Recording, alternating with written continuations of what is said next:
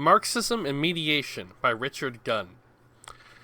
In both Hegelian and Marxist thought, the concept of mediation figures as a central dialectical category. That the category does theoretical and revolutionary work is clear. What is less clear, to myself at any rate, is what might be termed the conceptual geography of the category itself. It is this conceptual geography which, as a preliminary to further discussion, the present paper attempts to clarify. A more pretentious title for what follows might be Prolegomena to a reading of Marx. To mediate is to bring about a relation by means of a relating, an intermediate term. A mediation is the relating term itself. To count as a mediation, a relating term must be more than a mere catalyst or external condition, however necessary, of the relation. Rather, it must itself be the relation. It must constitute it, and in that way, for example, and the example is offered merely heuristically, a rope linking two climbers is constitutive of the relation in which they stand. If a mediation is thus the relation which it establishes, does not follow that just any relation counts as a mediating term. A mediated relation is distinct from a relation for which, to render it intelligible or accurately describe it, no reference to a relating term needs to be made. For example, a relation of juxtaposition. A relation of this kind is an immediate relation, which for its part may be catalyzed or necessitated in this or that way. Within the conceptual field of mediation, as so far outlined, various possibilities exist. Two or more terms may be related, mediated, by means of a third, or further, term or single term may be related, mediated, to itself by a second term. Where a second term is mediated to itself, the relation between it and its mediation may or may not be reciprocal. Where it is reciprocal, there exist two terms, each of which is the other's mediation, and each of which is mediated by the other to itself. This gives an idea of the internal richness of mediation's conceptual field. Either there may exist two or more terms plus their mediation, or there may exist a single term plus its mediation, or there may exist two terms, each mediating and meditating by each other. The first of these three possibilities is perhaps the one which the notion of mediation is most commonly associated. It is closest, for example, to dictionary definitions or to mediate. However, the third possibility is quite explicitly invoked by Hegel, when he envisages a situation in which each of the two terms is for the other, the middle, the mediating term, through which each mediates itself, with itself, and unites itself.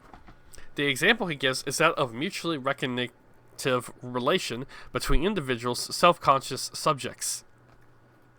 A further and all-important step is taken in exploring the concept of mediation when it is noticed that the process of mediation may be to bring about not merely relation, but an internal relation.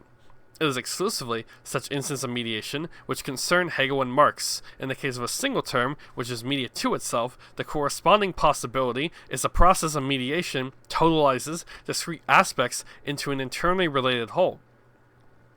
Prior to the mediation, that which is mediated may or may not have been internally related or self-related, but even supposing that it was, the mediation may establish a fresh internal relatedness of a fresh totalization. If a fresh internal relatedness or totalization is established by the process of mediation, then the following is the consequence. Since an internal relation is constitutive of the term which it relates, and since a mediation is itself, as already indicated, the relation of the terms concerned, we can say in such cases the mediation is the mode of existence of the related terms. This can also be expressed, by Marx and Hegel so express it, by saying that in such case, the mediation is the form of or appearance of the term which internally relates. Combining this notion of mediation as the mode of existence, form, or appearance of what is mediated with the third possible shape of mediation indicated earlier, a further possibility emerges. Two terms may be the mode of existence of one another, and as such is indeed the case for Hegel with two mutually recognitive self-consciousness in Hegelian usage. The expression recognition carries with it a specifically constitutive force. This being so, it follows that a recognition relation between one individual in no way requires mediation through a discrete third term. For example, social institution, or in Hegel's term, spiritual masses, such as state or civil society, separate from and standing above or against the individuals concerned. The Hegel of the phenomenology is in fact emphatic that the existence of spiritual masses entails alienation, and that mutual recognition in non-alienated social existence is possible only when no spiritual masses or social institution exist. Mutual recognition, self-conscious, no longer places its social world and its ground outside itself. Thus, it is that being alive to the various possible shapes of mediation, in particular, the refusal to equate mediation as such with the first three possibilities above indicates, allows us to discern what is in effect an anarchist stratum in which the thought of the three possibilities above indicate and stratum in Hegel's thought, and the emergence of left Hegelianism out of Hegel becomes intelligible at the same stroke. For example, Marx's On the Jewish Question appears as a restatement of the critique of spiritual masses, which the phenomenology contains. In the Philosophy of Right, by contrast, Hegel reinstates spiritual masses. Individuals are seen as mediated to one another via the discrete third term of social institutions, most notably, the most famously delivered by Marx in his Hegel Critique of 1843. I guess escape. The same point may be stated differently. The Hegel phenomenology emerges as the philosophy of right's most trenchant critic.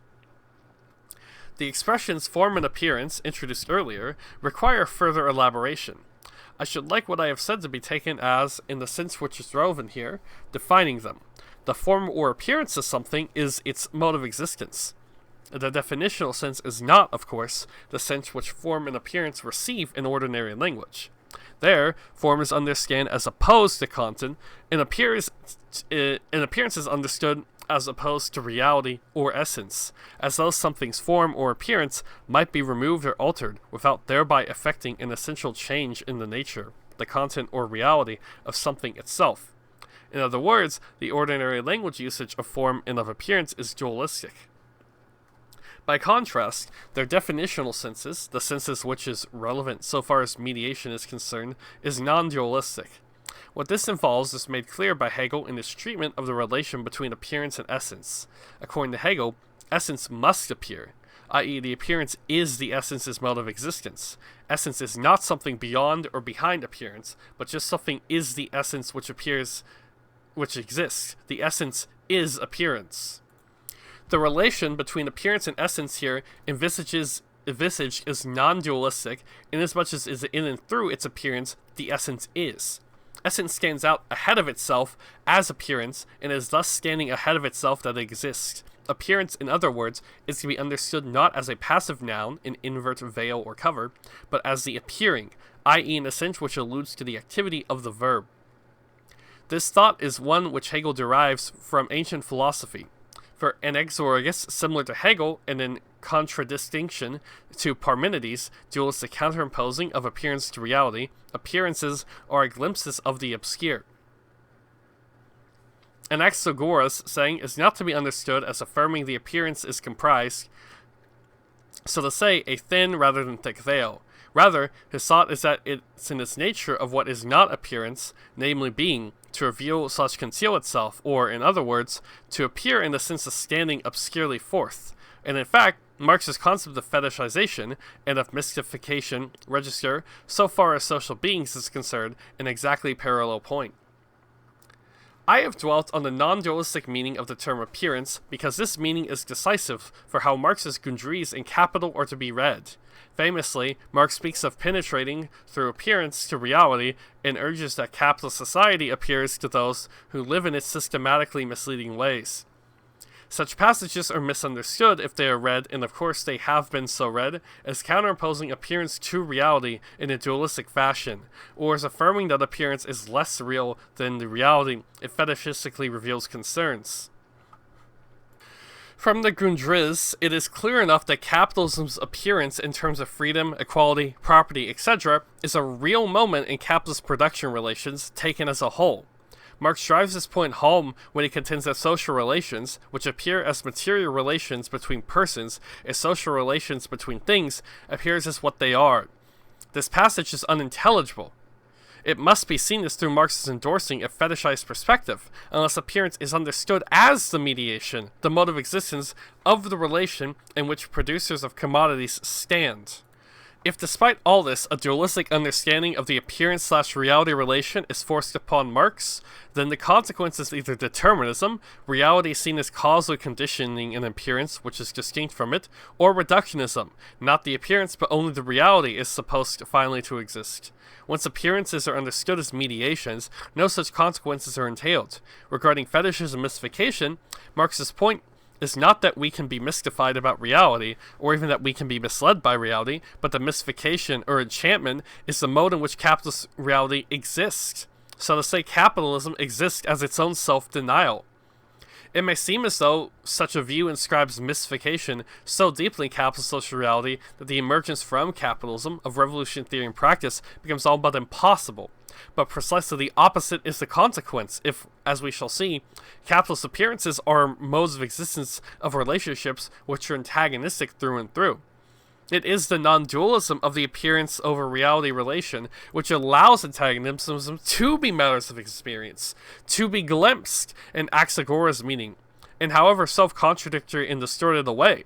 Once appearance is dualistically severed from reality, by contrast, antagonism is placed outwards, with the domain of experience and the basis for a politics of revolutionary self-emancipation is undermined. As with appearance, so with form, Marx's characteristic mode of questioning is always to ask, why do these things take these forms? The things concerned are production relations, which are always, except in communist society, class relations, i.e. relations of struggle. In existing society is the capital labor, which is formed, which gives form and is reformed in varying ways. Marx's project is to develop from the actual given relations of life the forms in which these have been hypothesized. The forms concerned are the commodity form, the value form, the money form, the wage form, the state form, etc.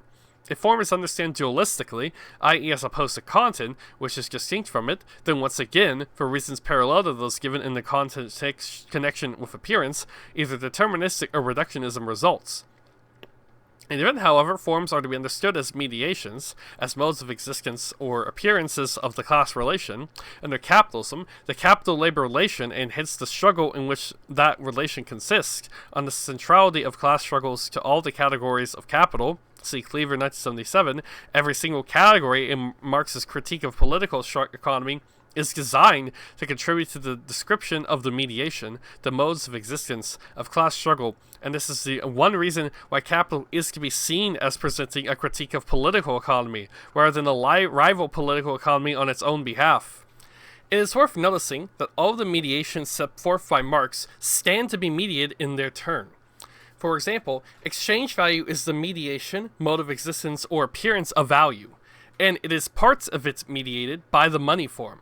For Marx as for Hegel, no process of mediation is definitive. Mediation terms may themselves call for remediation. That's a great point, because that's kind of a confusing thing. Like, you read that and you're like, oh yeah, exchange value, yeah, it's the mediation of value. So value is this sort of basal thing. No, that's a neo-Kafkarian reading. Value itself is also mediation. Exchange value is another layer of mediation, and exchange value is mediated through price. There's tons of, it's all layers of mediation, okay, and it's all mediating class struggle. For Marx as for Hegel, no process of mediation is definitive. Mediated terms may themselves call for remediation, and far from being static or merely structural, the process of mediation and remediation is one in which the praxis of class struggle, and therefore capital's response to labor's insurgency, is inscribed. That's why I be careful about quote-unquote structural Marxism. Better mediation and remediation are an issue in class struggle, inasmuch as mediations are forms of class struggle. As usual, it is the categories which thematize activity. Here the activity of struggle, which are given primacy by Marx. Understood thus, the concept of mediation explodes all deterministic readings and establishes revolutionary subjectivity at the very center of Marx's work. I mean, just remember the opening lines of the manifesto. The history of all hitherto societies is the history of class struggle. Okay? That's the thing being mediated. That's the only baseline thing. And that's not baseline transhistorically, innately to human nature. That's because that's the nature of the societies that we live in. These are all comments, by the way. I'm reading the text right now. This being so, there could be no question of revolutionaries having to intervene from outside, like Leninist vanguardists, or inert social structures, in order to conjure struggle into existence or to generate praxis from process, since it is as mediations of struggle, and as at issues in struggle, that social structures and social processes exist. In this sense, for Marx as for Hegel, in opposition to every variety of bourgeois or pseudo-Marxist sociology, the social world is not a dead essence, but is actual and alive. It follows that the politics entailed by a reading of Marx, and in light of the category of mediation, is, with Luxemburg, a politics of spontaneism. But, in that Marxist tradition, Luxemburg's category of spontaneism has been understood no less confusedly than the category of mediation itself. At the close of the present paper, I shall offer a brief comment on what I take as the category of spontaneism to involve.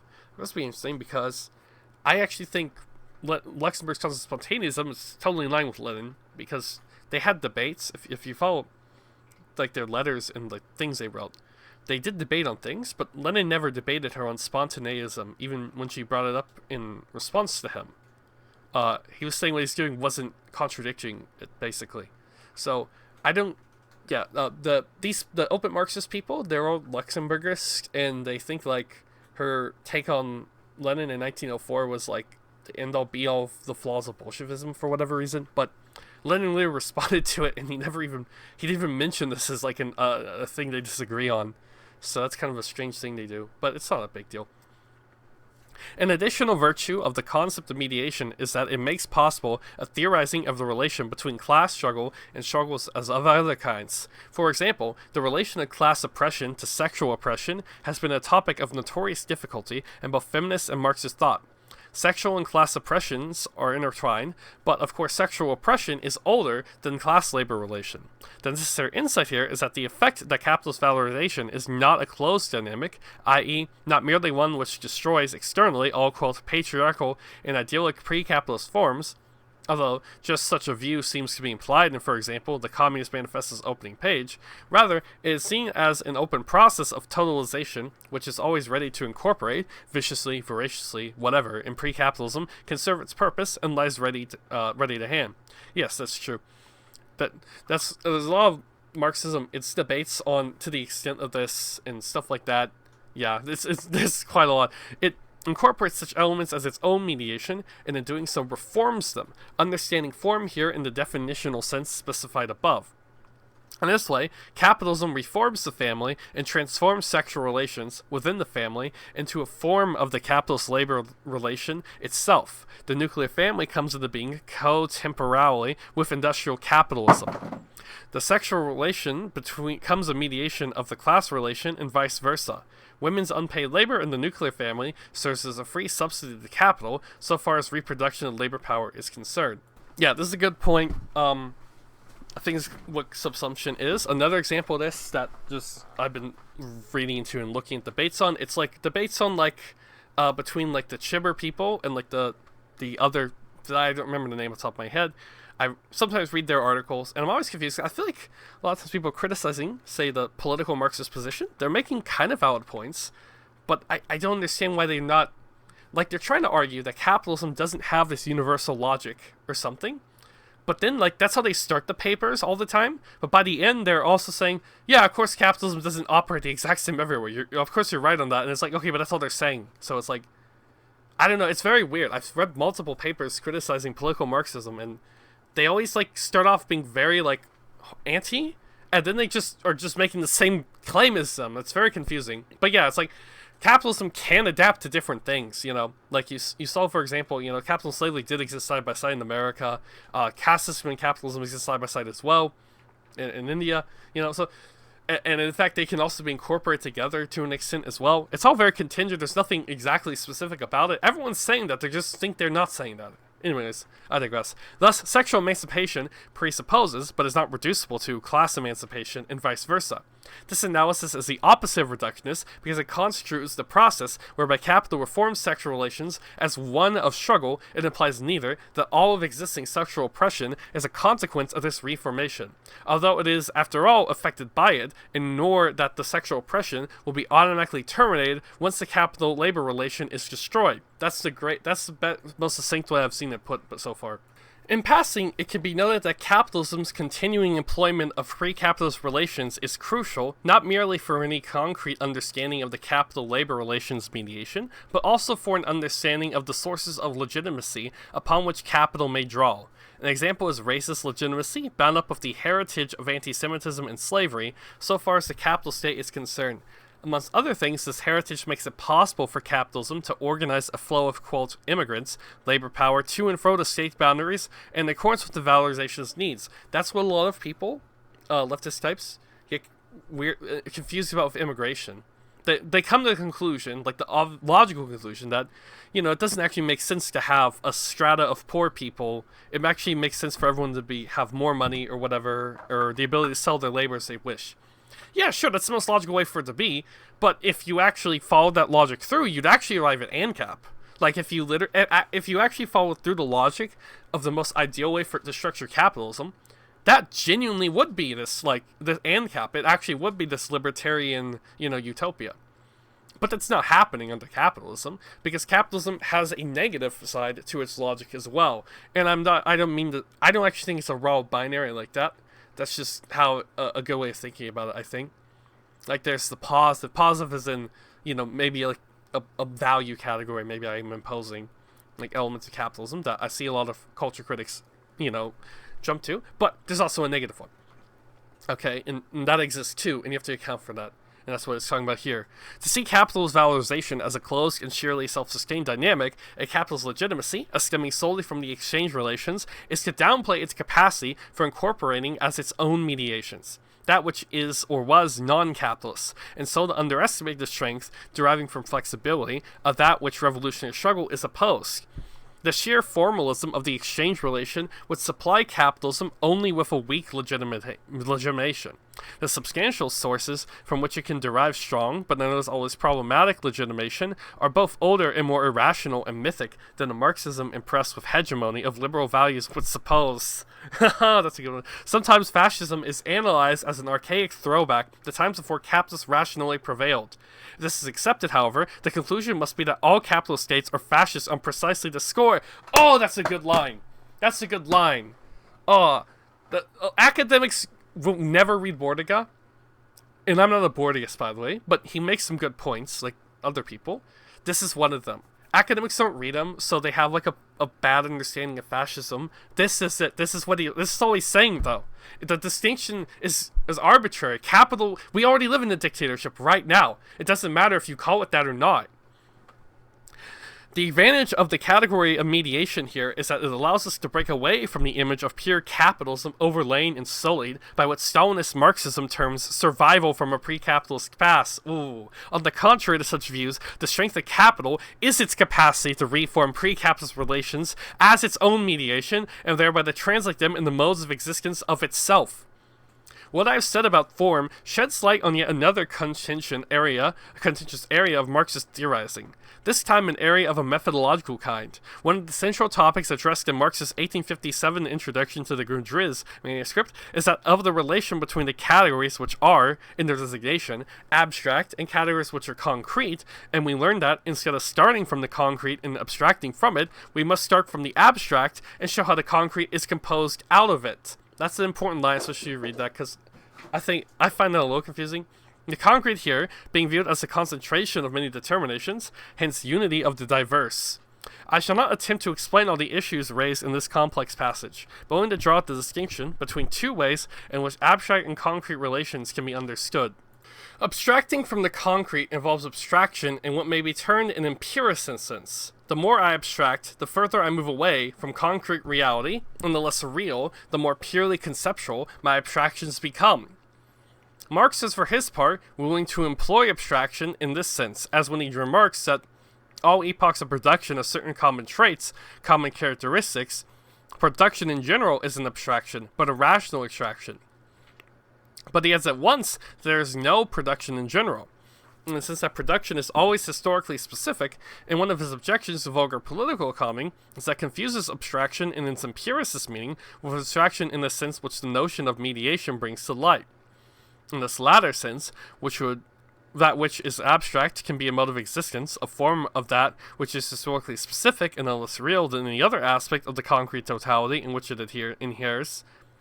Mediations, in short, may be either abstract or concrete, or a contradictory unity of two. The example which Marx gives of abstraction as mediation is labor, which achieves practical unity as an abstraction only as a category of the most modern society, wherein value production obtains the dual labor character of labor. As abstract and concrete as productive of value and of use value is one among the mediations of capital-labor relation itself. Confusing abstraction in the empiricist sense, which abstraction in the sense of mediation allows the political economist to construe that which is specific to capitalism, in the present example, abstract labor, as intrinsic to production under all social formations, whatever. This confusion is one aspect of the fetishism of categories which Marxism is constantly opposed. Once again, we arrive at a point which is decisive for how Marx's own critique of political economy is to be read. To be sure, the first volume of Capital discusses capital in general, in abstract, more or less, from the questions posed by the existence of many capitals, and even at the end of volume 3, we still have to leave aside the conjuncture of the world market, credit, and so forth. Yeah, it's something, hard to read about it. But this is no way entails that the value form, abstract labor, surplus value, etc., in short, all the central topics of volume 1, are less real than the topics approached as the arguments of volume 3 unfolds. Value and labor, precisely as abstractions in the sense of mediations or modes of existence of the capital-labor relation, do real and murderous political exploitative work. The mediations which Volume 2 and 3 of Capital add to those of Volume 1, the remediations, in other words, of these former mediations, in no way subtract from the importance of the story, or the story of the capital-labor relation as a relation and class struggle, which Volume 1 tells, nor is it a matter of a pure model of capitalism, which exists no more than does production in general, or Weberian ideal type, being moved closer to reality by successive stages. Oh, interesting. That's actually kind of how I did think it worked. To be sure, Volume 3 approaches step by step the forms which they, the various forms of capital, assume on the surface of society and an ordinary consciousness of the agents of production themselves. But here, it is important to keep the sense of forms and of appearance as mediations clearly in mind. For example, many capitals in the mode of existence of capital in general, and minus the practical truth, the real social existence of capital in general, the intelligibility of many capitals disappears. The point here is more than a textual one. If Volume 1 is treated as presenting a pure model of capitalism, an abstraction in the empiricist sense, then Marx's emphasis on the class struggle, the struggle inscribed by the capital liberation, evaporates, both in theory and in practice, once one finishes up endorses the mystified ordinary consciousness of capital social relations and the fetishism in which, as Volume 3 demonstrates, that consciousness is steeped. To read Marx as an empiricist, as employed only in empiricist concept of abstraction, is to read him as a reformist. Both in his theoretical challenges are evaded at a single stroke. That's such an important line. That line alone refutes quite a lot of academic strains of Marxism. One way of summing up what has been said concerning Marxism is to see it as an articulating further the possible shapes of mediation discussed above. For it will appear that for Marx, one application of the concept of mediation as a mode of existence, as a form of appearance, is the key importance. Namely, the application of this species of mediation is a situation wherein prior to mediation, an antagonistic or self-antagonistic relation characterizes the to-be-mediated terms. Indeed, the antagonism may be one strong enough to destroy the terms, as in the communist manifesto scenario of the, quote, common ruin of the contending classes. Hegel tells us what a mediation of antagonistic terms can mean. It can mean that each antagonistically or self-antagonistically related term achieves the power to maintain itself in contradiction. Or in other words, in its antagonism, which is not at all to say that the antagonism is removed outright or abolished. Suppose now that the mediation of this kind brings about an internal relation between or within the antagonistic terms. In such a case, the mediation is the mode of existence, not merely of the terms themselves, but of their antagonism. The antagonism concerned is not removed, but on the contrary is sustained and set forth on a new footing, inasmuch as, qua mediated, it no longer consumes and destroys or undermines itself. Thus, for Marx, mediations of the contradiction inherent in the commodity form, the central contradiction is between use value and exchange value, and its mediation is money, does not abolish these contradictions, but rather provides the form, read the mode of existence, within which they have room to move. In this example, mediation allows not only the antagonistic term, but their antagonism to remain in being. Money is a mediation in this commodity. It's not just superseded into the commodity, but in the mode of existence of the commodity itself. The riddle of the money fetish is the riddle of the commodity fetish, now become visible and dazzling to our eyes.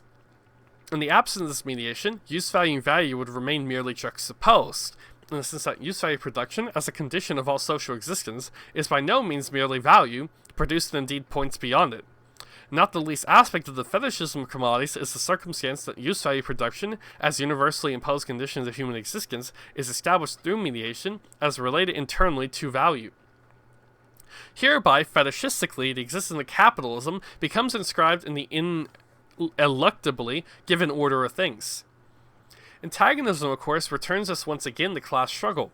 If the various movements of capital are mediations, forms, modes of existence of class struggle, then they are mediations which sustain the struggle, not merely within the broad limits of the avoidance of common ruin, but within the narrow limits of the capital-imposed order of things.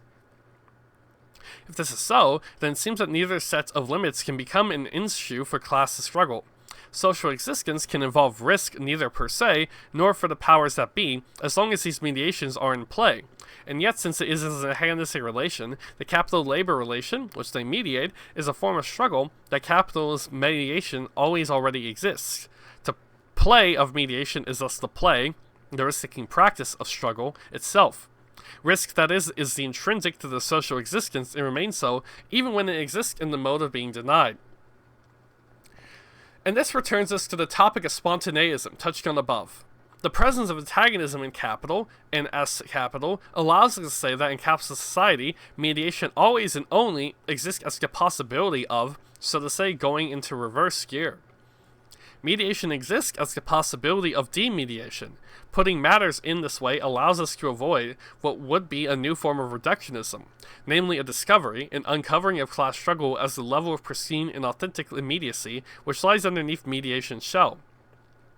Reductionism would be involved here inasmuch as immediacy would be counterimposed to mediation in a dualistic fashion, as the latter's essence and truth. In fact, what lies under mediation's shell is nothing, or rather the whole metaphor of a shell, together with its famous kernel, is inapplicable, since the mode of existence of class struggle is the process of mediation and the possibility of demediation itself.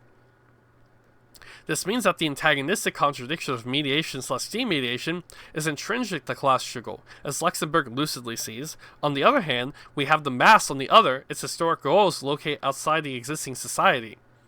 On the one hand, we have the day-to-day struggle, on the other, the social revolution. Such are the terms of the dialectical movement through which the socialist revolution makes its way.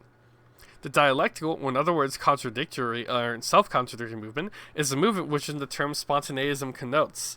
In no way does spontaneism conjure magically and romantically a surging groundswell of immediacy, which will eventually carry before it the web of mediations, whose putative truth it is to which it externally juxtaposed.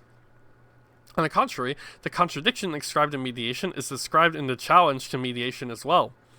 And there is no space of immediacy located outside of mediation which might supply a foothold in the point of departure from which revolutionary challenge could spring.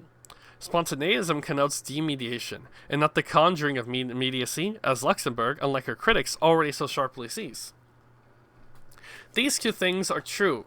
Mediation exists as the possibility of demediation, and there's no immediacy, not even in revolution's camp.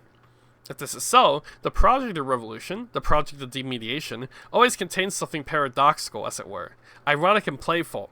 It is demediation, making us play. What Adorno says of the dialectic of identity and non-identity applies to the dialectic of mediation and demediation as well. I have no way but to break imminently, in its own measure, through the appearance, read once again the mode of existence, of total identity. If non-identity is to come to light, since it is as modes of existence of one another that identity and non-identity obtain.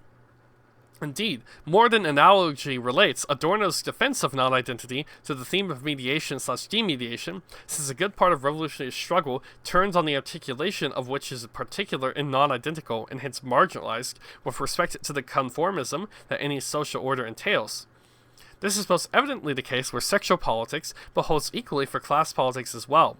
In George Bataille's terms, I didn't expect him to show up here, heterogeneity is to be rescued from the homogeneity, which, for example, the bourgeois exchange relations presuppose and enshrine. I didn't even know he talked about this. But rescuing particularity and heterogeneity and non-identity must involve paradox, since universality, homogeneity, and identity are inscribed in the very conceptual ordering whereby any rescue attempt must be thought through, to say nothing of the organizational forms which revolutionary practice may find itself driven to adopt. The concept of the particular is always its negation at the same time. It cuts short what the particular is and what nonetheless cannot be directly named, and to replace it with identity.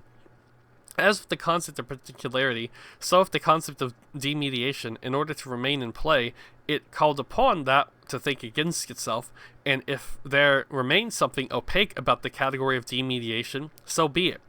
Transparency would announce it merely as a fresh mediation, and so the conceptual space within which the figure of revolutionary subjectivity finds itself able to appear.